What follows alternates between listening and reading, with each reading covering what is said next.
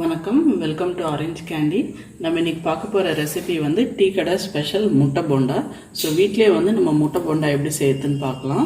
இதுக்கு வந்து நான் ஒரு 6 முட்டை வந்து நல்லா வந்து ஹாட் பாயில் பண்ணி வச்சுருக்கேன். அதாவது நல்லா வந்து ஃபுல்லாக வந்து பாயில் பண்ணி தோலில் உரித்து வச்சுருக்கேன். ஸோ வாங்க ஃபஸ்ட்டு வந்து நம்ம அதுக்கு அதோட பஜ்ஜி மாவு வந்து கலந்து ரெடி பண்ணிக்கலாம். நான் 6 முட்டை எடுத்திருக்கேன். ஸோ அதுக்கு வந்து 6 டேபிள் ஸ்பூன் அளவுக்கு வந்து ஃபஸ்ட்டு கடலை மாவு எடுத்துக்கலாம் ஒரு மிக்சிங் பவுலில். இது கூட வந்து 2 டேபிள் ஸ்பூன் அளவுக்கு வந்து நம்ம அரிசி மாவு ஆட் பண்ணிக்கலாம்.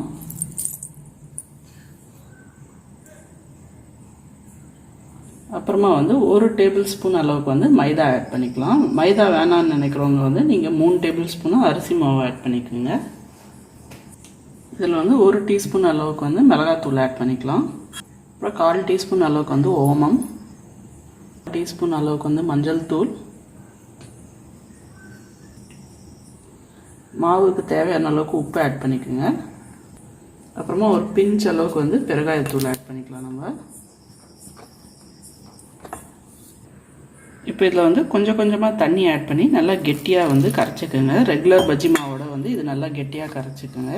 ஏன்னா முட்டை வந்து வழப்பாக இருக்கும். இது வந்து மேலே கோட் ஆகாது நீங்கள் ரொம்ப தண்ணியாக கரைச்சிட்டிங்கன்னா.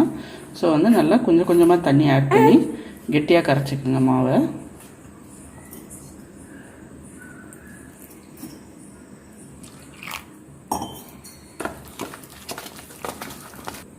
இது கூட வந்து ஒரு 2 பிஞ்ச் அளவுக்கு வந்து குக்கிங் சோடா ஆட் பண்ணிக்கலாம் நம்ம.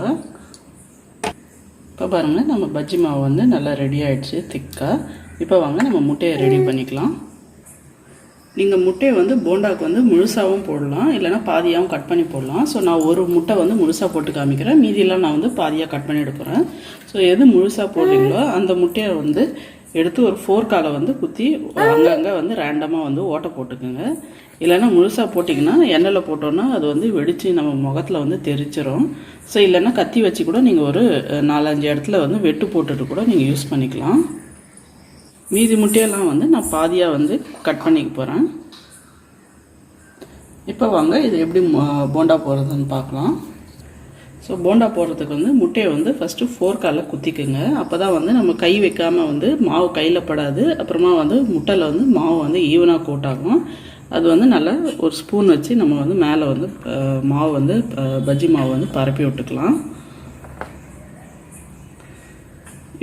இப்போ வந்து நம்ம இப்படியே எடுத்து இது எண்ணெயில் போட்டு ஃப்ரை பண்ணால் எல்லா பக்கமாக வந்து ஈக்குவலாக வந்து நம்மளுக்கு மாவு இருக்கும், மேடும் பள்ளம் இல்லாமல் இருக்கும்.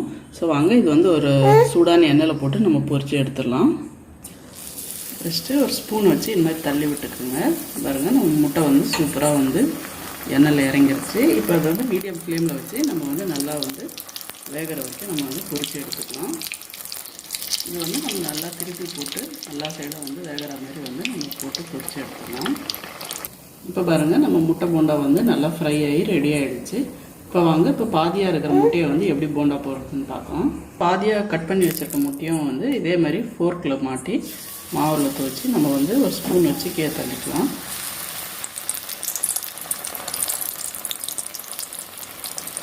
இதே மாதிரி நம்ம மீதி உள்ள முட்டையும் வந்து இதே மாதிரி போண்டா மாதிரி சுட்டு எடுத்துக்கலாம். இதுக்கு வந்து ரொம்ப நேரம் ஆகாது, ஏன்னா முட்டை ஏற்கனவே வெந்திருக்கு. நம்மளுக்கு வெறும் அவுட் சைடு மட்டும் தான் வேகணும். ஸோ சீக்கிரமாகவே ஆகிடும். ரொம்ப குயிக்காக செய்யக்கூடிய ஸ்நாக் இது. பாருங்கள், நம்ம போண்டா எப்படி புசு புசுன்னு நல்லா சூப்பராக வந்திருக்கு. இதே மாதிரி வந்து மீதி உள்ள முட்டையை வந்து போண்டா மாதிரி போட்டு எடுத்துக்கலாம் நம்ம. இப்போ பாருங்கள், சூப்பரான டேஸ்டியான புசு புசுனான டீ கடை முட்டை போண்டா வீட்லேயே ரெடி. கண்டிப்பாக இந்த ரெசிபி ட்ரை பண்ணி பாருங்கள். இது வந்து நீங்கள் ஈவினிங் ஸ்நாக்காக மட்டும் இல்லாமல் ஒரு பார்ட்டியில் வந்து ஒரு நான்வெஜ் ஸ்டார்டராக கூட நீங்கள் வந்து இது சர்வ் பண்ணலாம். ஸோ நான் முழு முட்டையை போண்டாவை வந்து பாதியாக கட் பண்ணி ஒரு சைடு மிளகாத்தூளும் ஒரு சைடு வந்து பெப்பர் பவுடர் போட்டிருக்கேன். ஸோ உங்களுக்கு எந்த டேஸ்ட் பிடிச்சிருக்கோ அது கூட வந்து நீங்கள் இந்த மாதிரி கட் பண்ணி சர்வ் பண்ணலாம்.